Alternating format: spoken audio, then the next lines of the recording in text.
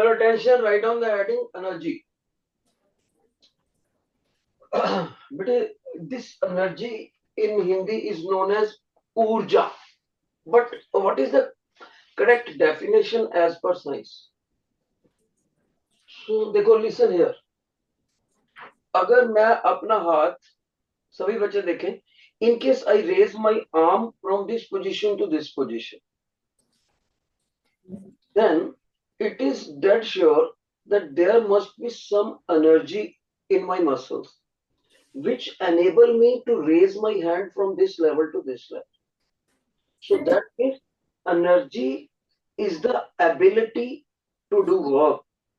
So energy of any kind has the definition ability to do work.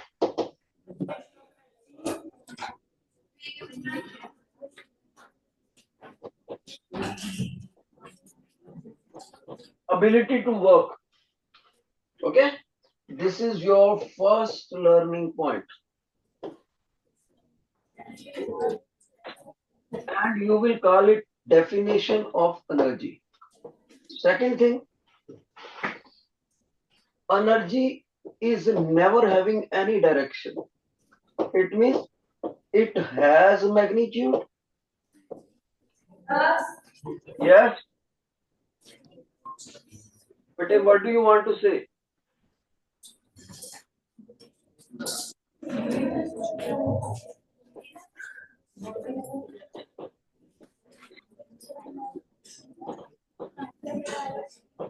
Listen what the teacher is saying. Energy is having magnitude, but it doesn't have direction. That why are you making so much noise? बड़ी problem हो जाती है मेरे को, particularly आपकी class में पढ़ाते हो. मैं इतने स्कूलों के इतने सेक्शन लेता हूँ, वहां इतनी आवाज कभी नहीं आती. बच्चे आपस में क्यों बातें करे जाते. वो देखो लास्ट में 2 rows बॉयज की. I will request the teacher to please be little more strict. और जो अथॉरिटीज ने ज्वाइन कर रखा है साथ में क्लास, वो भी नजर रखे अपने स्कूल के बच्चों पे. अभी एक सेक्शन दिख ही नहीं रहा. 9th A सेक्शन कहाँ गायब हो गया?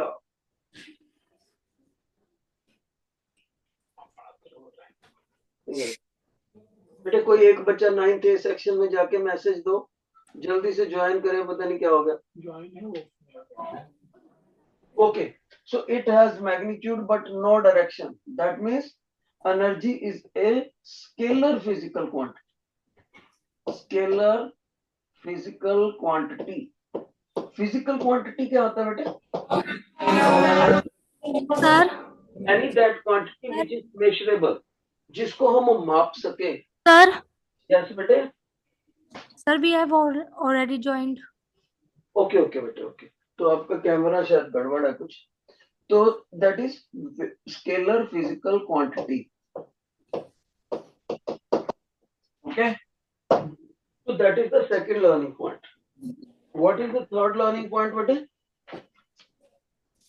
Energy.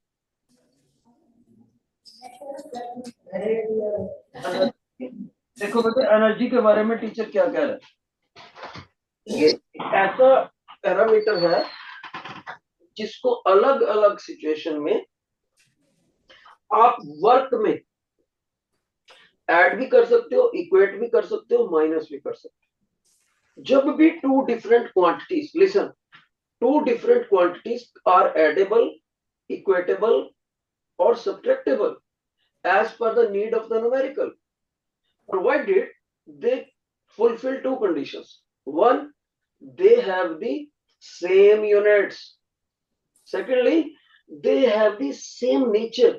Either both of these are scalar physical quantities or vector physical quantities. So let me tell you, in physics, 3 quantities: heat, energy and work. Heat, energy and work.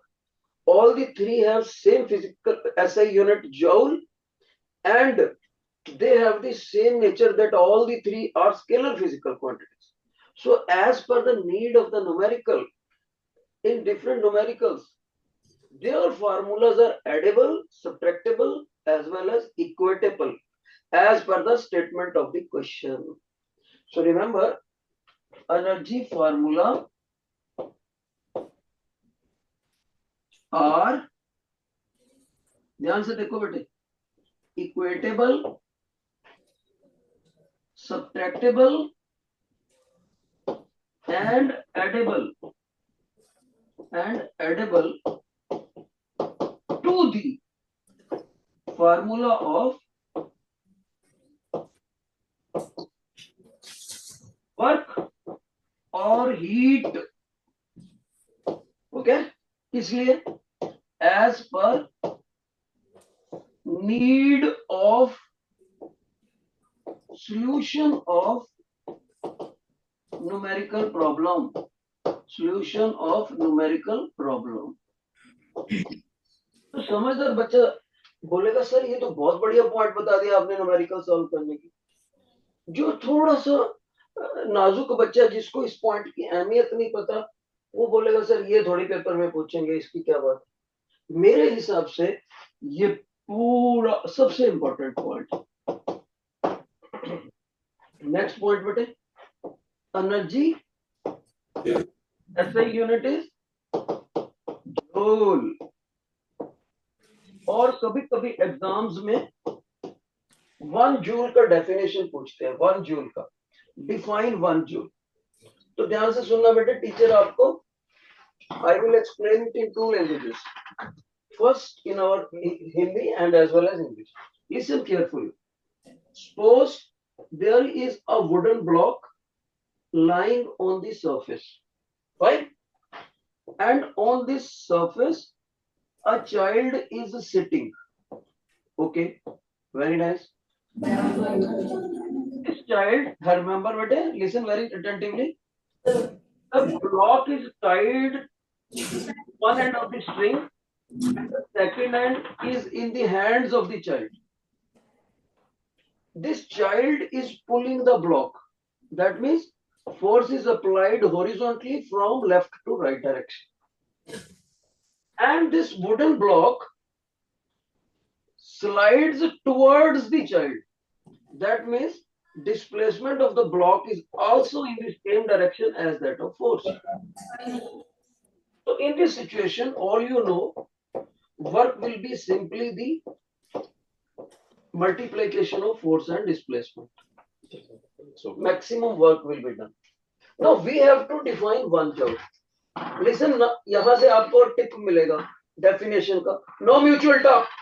Spectacle student, no mutual talk please. वरना बेटे मैं point out कर दूंगा, मैं आज दूसरी बार आपको पकड़ रहा हूँ, मैं लिख के दे दूंगा स्कूल में, मेरे को ये बच्चा चाहिए ही नहीं class. Listen, joule force work unit is joule. So 1 joule, how will we get the answer 1 joule? When this child applies a force of 1 Newton. Okay.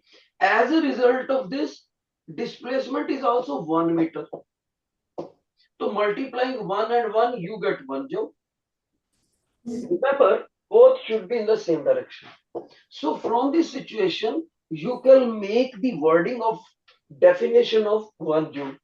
क्या बोलेंगे, ध्यान से सुनो, कि इस बच्चे के द्वारा 1 जूल का वर्क किया जाएगा कब? जब उसने 1 न्यूटन का फोर्स लगाया हो और उसके लगाने से बॉडी 1 मीटर का स्ट्रेट लाइन डिस्प्लेसमेंट शो करे, वो भी उधर को जिधर को फोर्स लग रहा. अब हम इसकी इंग्लिश बनाएंगे. शाबाश. 1 जूल ऑफ वर्क, ये पेपर में पूछ सकता हूं, is said to be done if an applied force of 1 Newton pushes या pulls a body by 1 meter एक इंपॉर्टेंट बात और है, दोनों को same direction, in the direction of force. और एक बात और याद रखो बेटे, इसमें ना चलो ऐसे ठीक है, in the direction of force, इनमें से एक भी वर्ड अगर आपने छोड़ दिया तो आपका 1 जूल का डेफिनेशन गलत हो जाएगा। This is your learning point number बेटे 4। Let's move to the learning point number 5। Energy can be of many types, many, कैसे? Nuclear energy, kinetic energy, potential energy, muscular energy, sound energy, mechanical energy and many more. Thermal energy, so many types. लेकिन एक बात याद रखना, जब teacher ने green वाले general heading के साथ एनर्जी का यूनिट जूल लिख दिया, दैट मींस इन सभी में से कोई भी एनर्जी हो यूनिट जूल ही रहेगा। और इसमें से सबसे इंपॉर्टेंट पॉइंट है जो ग्रीन कलर से लिखा हो, please revise the green colour point once again. अब अपने टीचर को फीडबैक देनी है बेटे आपको। If all the 5 learning points are clear to you, please raise your right hand once, please raise your right hand once. और जिनका right hand नहीं खड़ा, या तो मेरे को बता दे पॉइंट कौन सा नहीं समझ आया, या मेरी क्लास छोड़ दे। yes.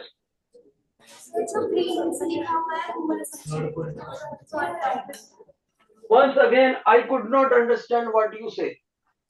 Sir, the point, the third point is not able to understand.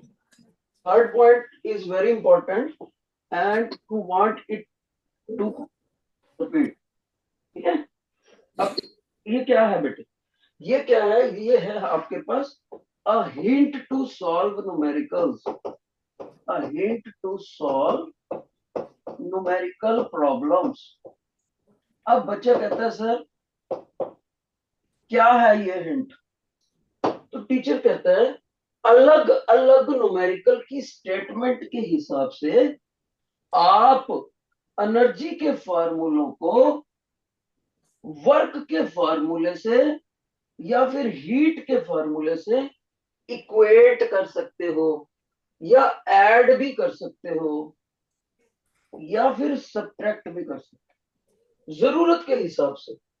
Example बताऊं, एक एग्जाम्पल सुन, लिसन। मान लीजिए यहां पर एक बच्चा बैठा है, ठीक है, छत के ऊपर, टावर के ऊपर, और उस कितनी हाइट पर है? एच पे। तो एवरीबॉडी नोज एच की वजह से उसके पास पोटेंशियल एनर्जी।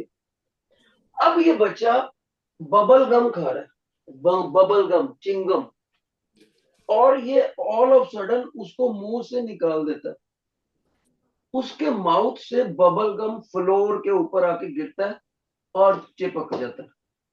अब देखो ये बबल वापस तो बाउंड नहीं करेगा, तो इसके पास ये जो पोटेंशियल एनर्जी थी वो कहां चलेगी?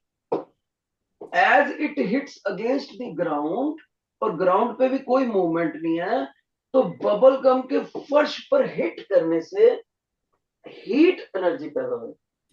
सो दैट मीन्स अगर इस क्वेश्चन को हमने सॉल्व करना हो न्यूमेरिकल की स्टेटमेंट को, तो इसमें हमें पोटेंशियल एनर्जी और हीट के फार्मूला को आपस में इक्वेट करना।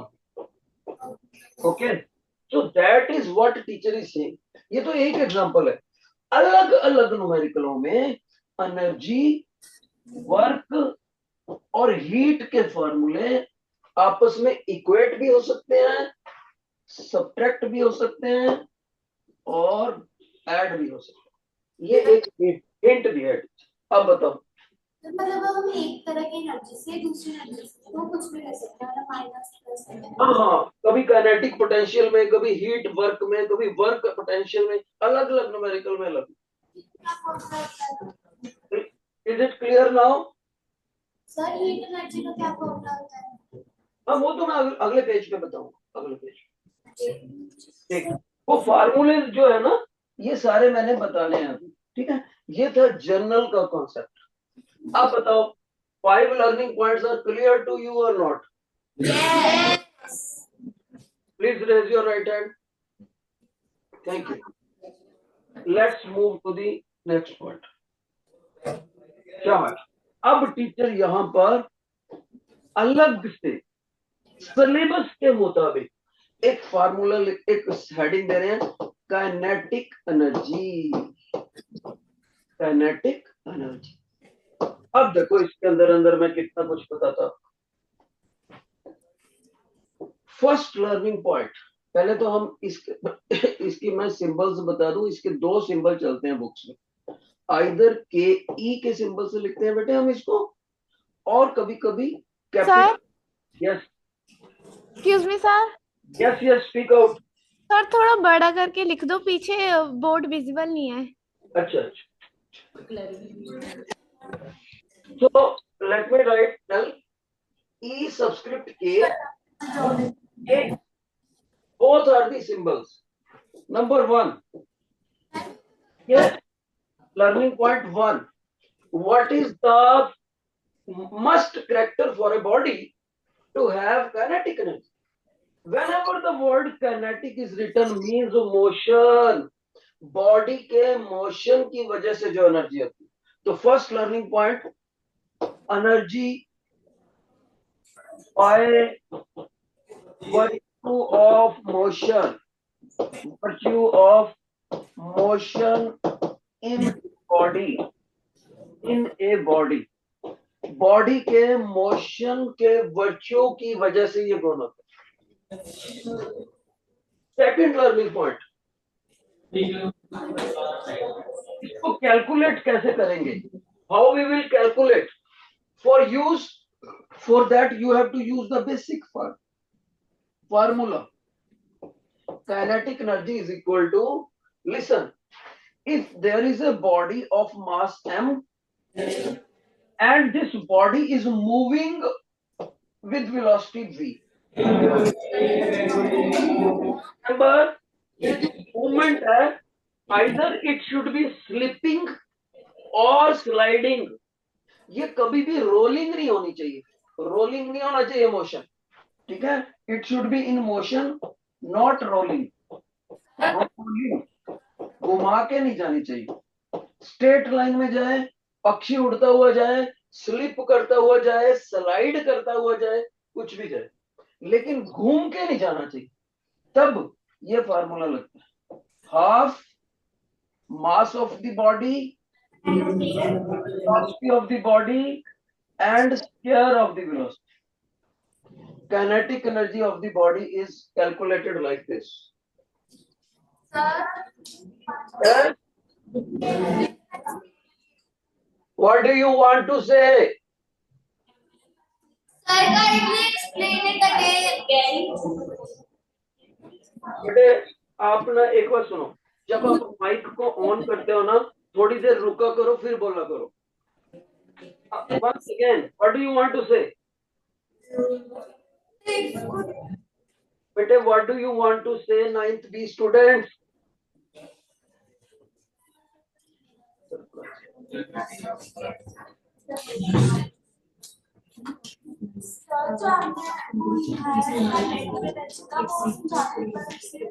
First point. What teacher is saying, when a body is moving, when a body is moving, it is in motion. Motion के गुण की वजह से बॉडी में जो एनर्जी आती है उसको काइनेटिक एनर्जी बोलते हैं। Energy possessed by the body by virtue of motion. बेटे आपको बोर्ड क्लियर दिखाई दे रहा है या ब्लर्ड दिख रहा है? अरे मिक्स आंसर देते हैं। जो अगर आपको ब्लर्ड दिखता है प्लीज रेज योर हैंड। अगर ब्लर्ड है, okay, it means clear. That means let's move to the next learning point. It means this formula shows more massive the body is, more is the kinetic energy. इसका मतलब भारी body जो जा रही होती है उसमें ज्यादा kinetic energy. और ये तो वेलोसिटी, जितनी तेज गति से बॉडी जाएगी उसमें kinetic energy भी उतनी ज्यादा है. तो listen always, teacher third learning point बता रहा है मोर मासिव. मासिव मैंने जिसका मास ज्यादा है. more massive the body is, more massive the body is, comma, higher is its kinetic energy, higher is its kinetic energy. इसीलिए टीचर याद रहे आपको एक ग्राफ बता रहे हैं. अगर इस तरफ काइनेटिक एनर्जी लें, इस तरफ बॉडी का मास लें, मास के बढ़ते बढ़ते काइनेटिक एनर्जी बढ़ती है और ग्राफ आता है, ये देखो ऐसा. इस ग्राफ को क्या बोलते हैं? Linearly rising straight line. इसका नाम लिख लेना यहां पर, मेरे पास स्पेस नहीं है. Linearly rising straight line, linearly rising straight line. ये इस ग्राफ की बात होती है बिटवीन मास एंड काइनेटिक. अभी एक बच्चा बोलेगा सर ये देखो आपका ये भी न्यूमरेटर में है, ये भी न्यूमरेटर में. इसका मतलब फोर्थ लर्निंग पॉइंट ये होना चाहिए क्या? More speedly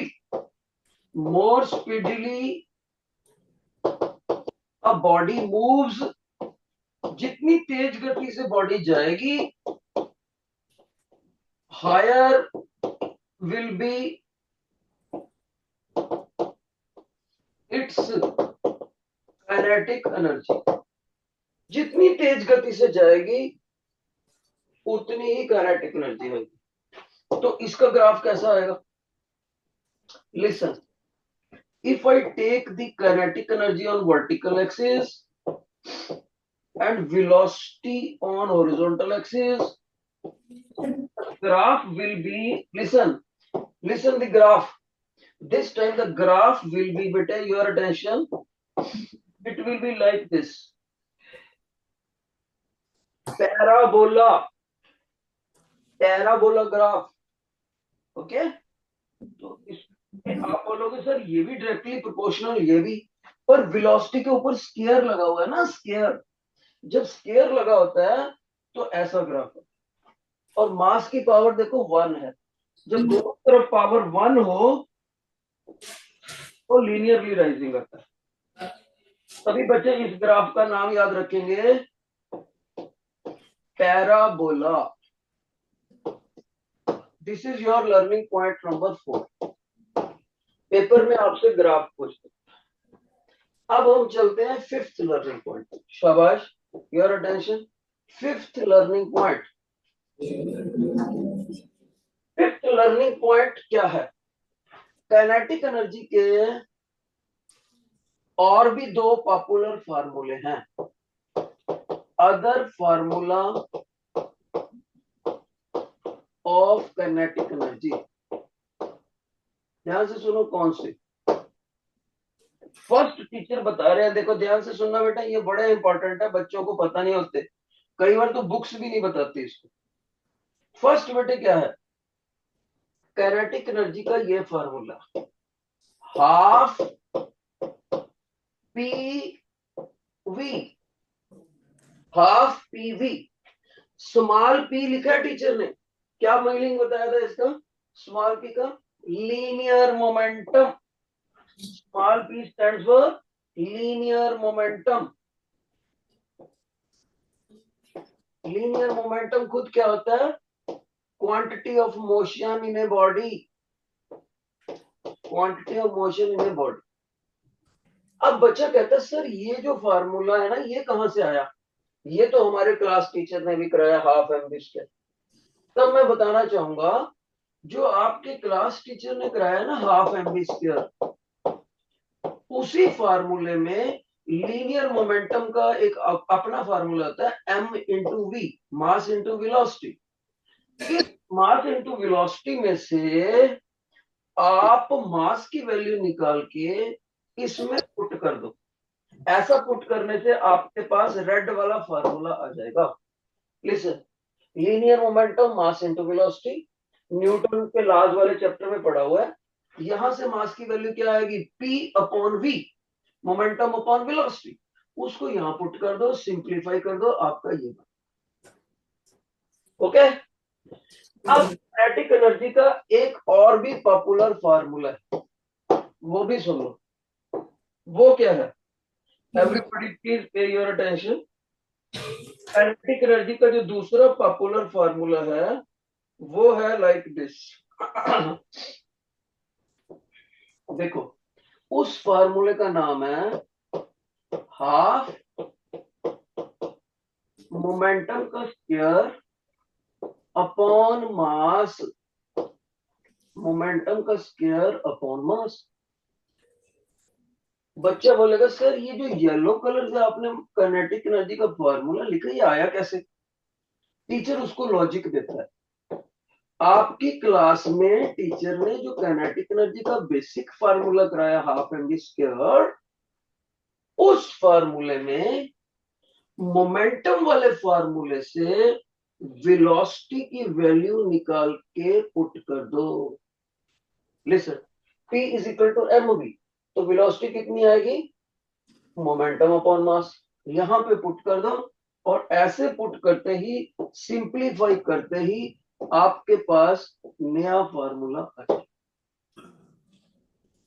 got it?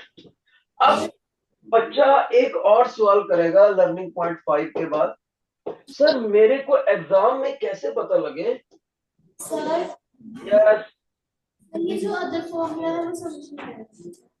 इसको नहीं समझ आया, माइक पे आ जाए, बाहर निकल, बाहर निकल के आ ही जाए। अब मैं देखे लूं क्या सुनते भी हैं कि नहीं भी सुनते। कौन है बच्चा, जल्दी आ जाओ, जल्दी आ जाओ माइक पे। अच्छा माइक पकड़ लो, कौन सा नहीं समझ आया बताओ, येलो कलर बताओ, कलर बताओ, माइक ऑन करो पहले। हाँ, अब बोलो, येलो वाला है। पहले वाला क्या मैंने बोला ना, कलर बताओ। कलर कौन सा फार्मूले का जो नहीं समझ आया? Kinetic energy is equal to half of momentum square. Half colour होता है। मैं बोल रहा हूँ उस फार्मूले का कलर बताओ, कौन से कलर से लिखा है?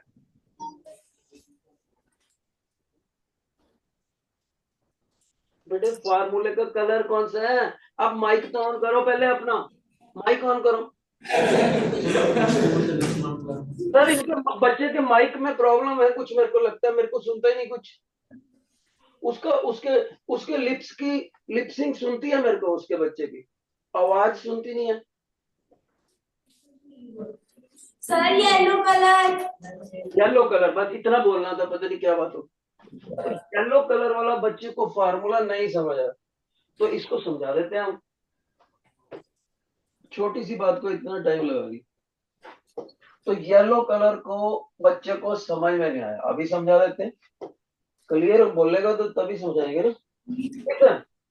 टीचर से मोमेंटम का फार्मूला कितना होता है, मास इंटू वेलोसिटी। तो वेलोसिटी कितनी आ गई बेटे, वेलोसिटी आ गई मोमेंटम अपॉन मास। अब इसको आप याद रखना, काइनेटिक एनर्जी का फार्मूला क्या होता है, हाफ एम वी स्क्वायर। अब इस v वेलोसिटी को हम यहां पुट करेंगे। कितना पुट करेंगे, गौर से देखो, half M momentum upon mass का स्क्वायर। स्क्वायर क्यों करना है, बिकॉज वेलोसिटी का स्क्वायर था। अब इसको सिंपलीफाई करते हैं, छोटा सा मैथ है, हाफ एम पी का स्क्वायर और अपॉन एम का स्क्वायर।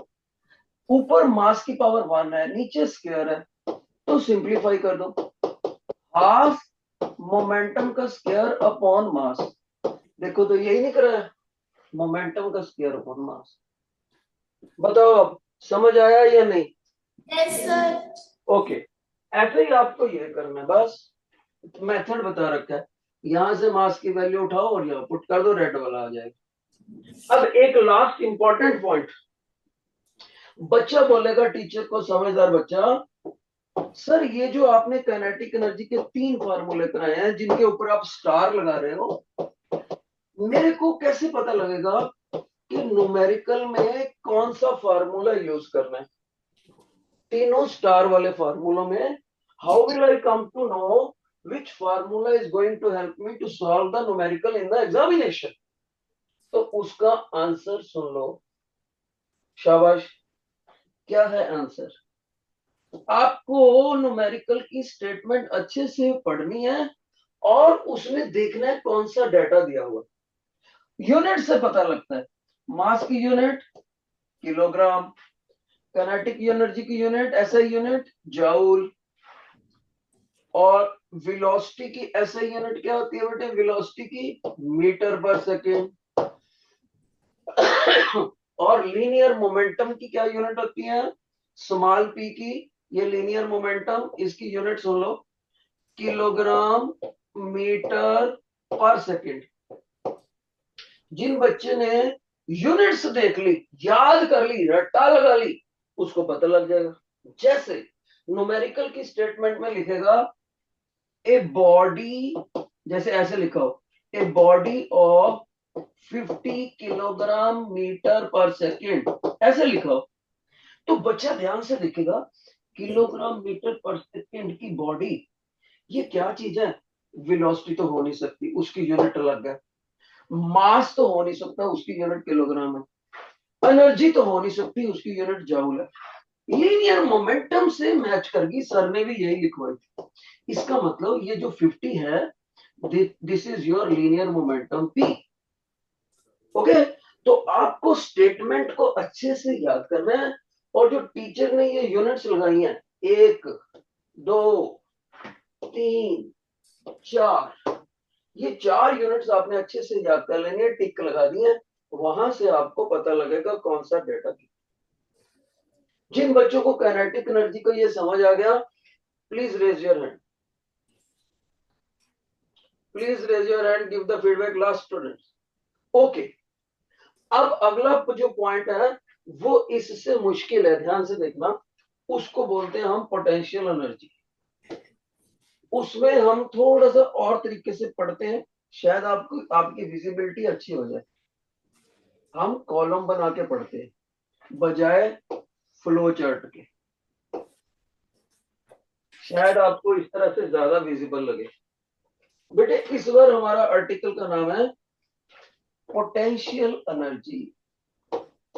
काफी सारे लर्निंग पॉइंट्स हैं।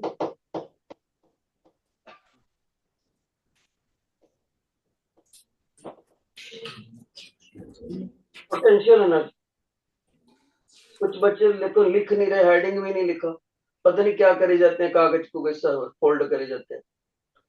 हेडिंग तो लिखो, potential energy. First learning point, sir इस एनर्जी का डेफिनेशन क्या है? बहुत से बच्चों को गलत फहमी होती है कि सिर्फ हाइट की वजह से ये एनर्जी होती ना, इसके और भी करेक्टर्स हो सकते। ध्यान से सुनना, योर अटेंशन बेटे, ध्यान से सुनना।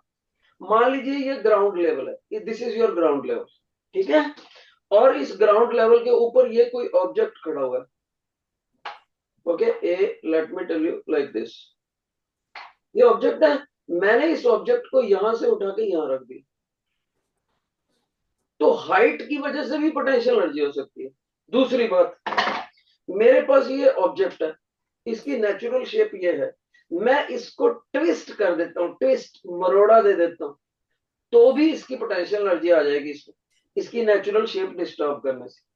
थर्ड थिंग, मेरे पास ये एक रॉड है, मैं इसको ऐसे बेंड कर देता हूं, बेंड कर देता हूं, तो भी इसमें पोटेंशियल एनर्जी आ जाएगी। मेरे पास ये एक स्प्रिंग है, मैंने इसको पकड़ के खींच दिया, स्ट्रेच कर दिया, तो भी पोटेंशियल एनर्जी आ जाएगी। मेरे पास ये एक स्प्रिंग है, मैंने इस स्प्रिंग को दोनों तरफ से कंप्रेस कर दिया, तो भी पोटेंशियल एनर्जी है। ओके, तो पोटेंशियल एनर्जी इतने तरीकों से आती है। लिखोगे डेफिनेशन, लिखो शाबाश। Potential energy is the energy possessed मैंने प्राप्त करके रखी बाय वर्च्यू ऑफ देखो कौन कौन सी वर्च्यू बोल रहा है टीचर, सारे लिख देना। हाइट या फिर बेंडिंग या फिर पोजीशन या फिर ट्विस्टिंग या फिर स्ट्रेचिंग या फिर कंप्रेसिंग ऑफ द बॉडी। कोई बच्चा बोलता है सर इनमें से दो इकट्ठी चीजें भी कर सकता है। बिल्कुल, जैसे मैं इस बॉडी को खींच भी दूं और ट्विस्ट भी कर दूं, स्ट्रेचिंग एंड ट्विस्टिंग इकट्ठे भी हो सकते हैं। सेकंड पॉइंट, सर हमारे 9th के सिलेबस में क्या रहेगा? आपके 9th के सिलेबस में ज्यादातर तो हाइट वाला ही है, तो इसका फार्मूला समझते हैं। Listen, suppose this is your ground level,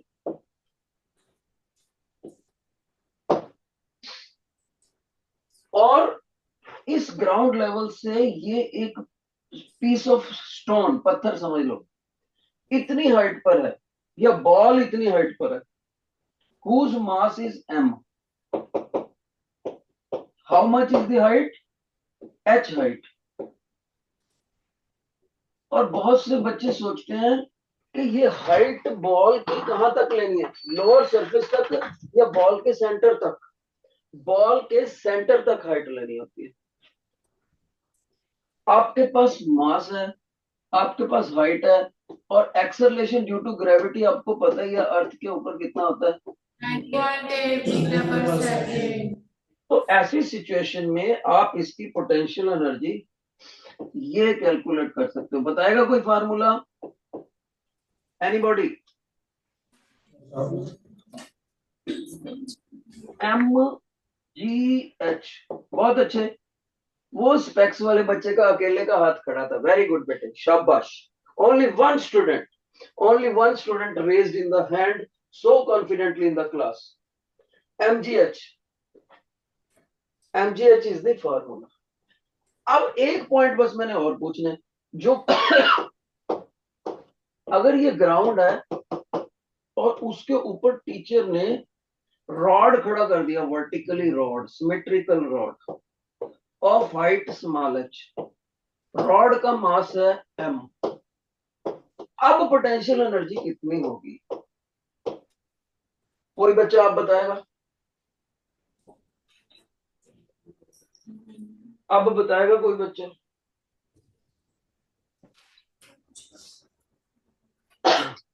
कोशिश करो ज्यादा से। हाँ बोलो बेटे, माइक देना जरा बेटे, सेकंड बेंच पे माइक देना बेटे, देखें बच्चे का क्या बोलता है। सेम नहीं, फार्मूला बोलो ना सर। फार्मूला h की वैल्यू सर 0 लिखेंगे। Okay, the student says sir यहाँ पर कैपिटल H की बजाय स्मॉल h लिख दो। बच्चा कह रहा है MGH।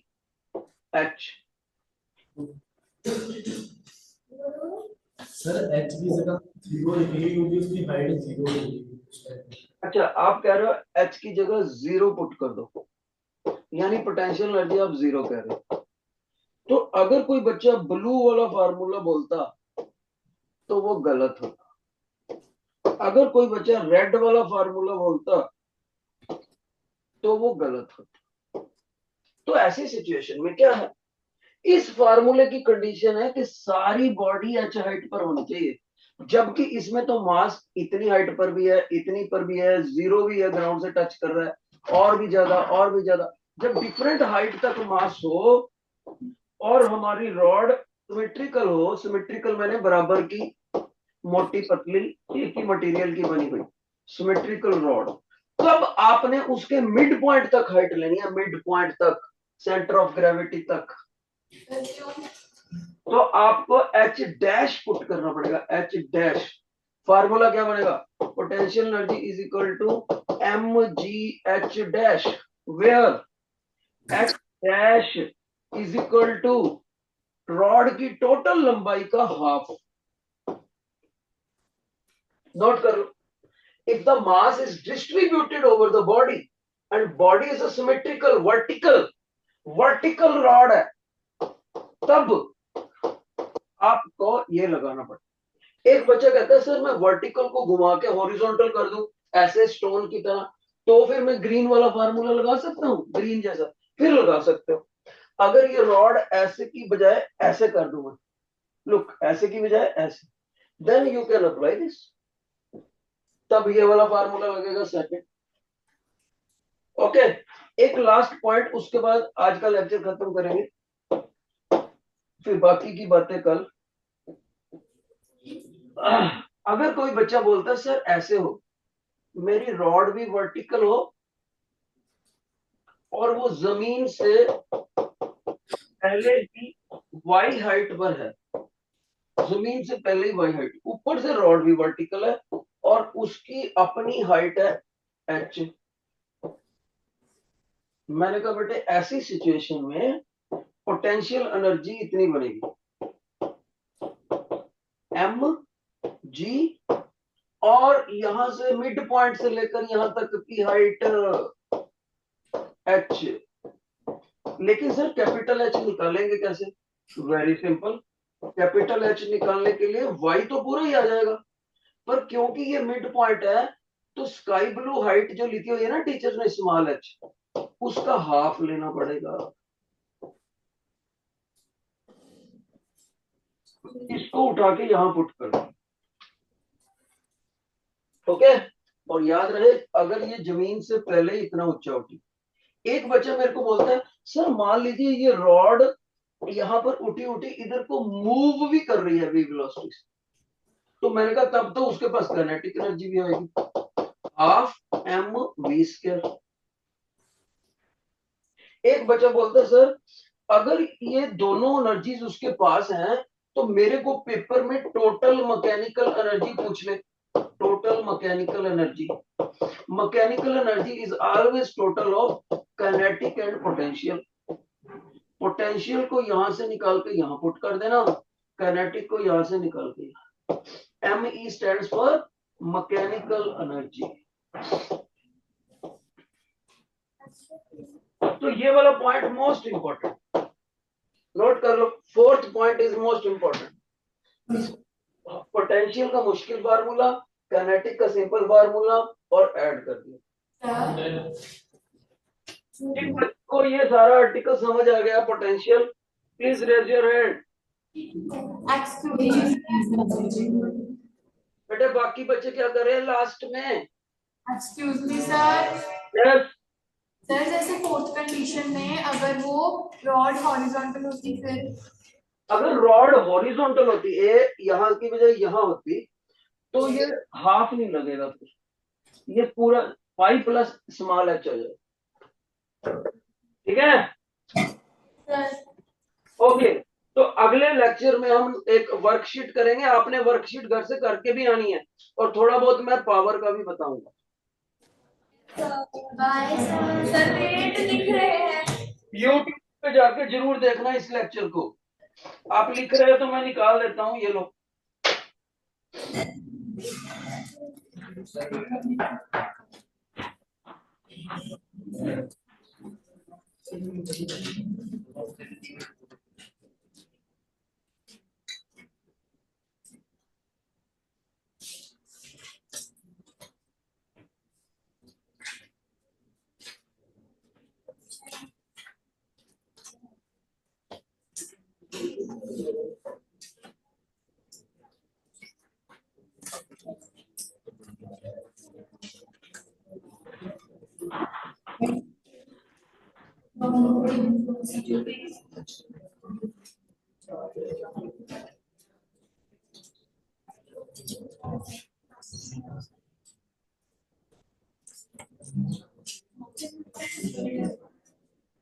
Is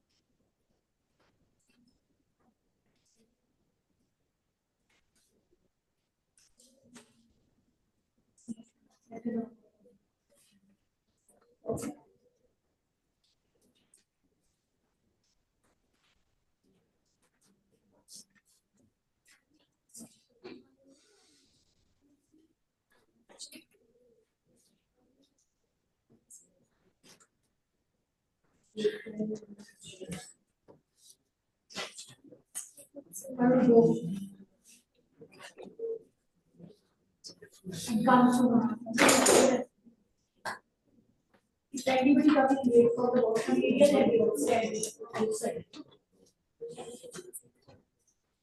Just join in the car.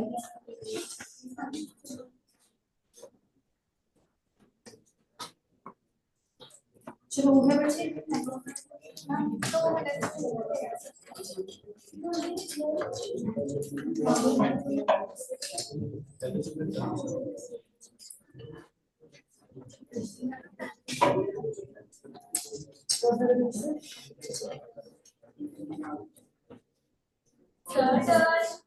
Done.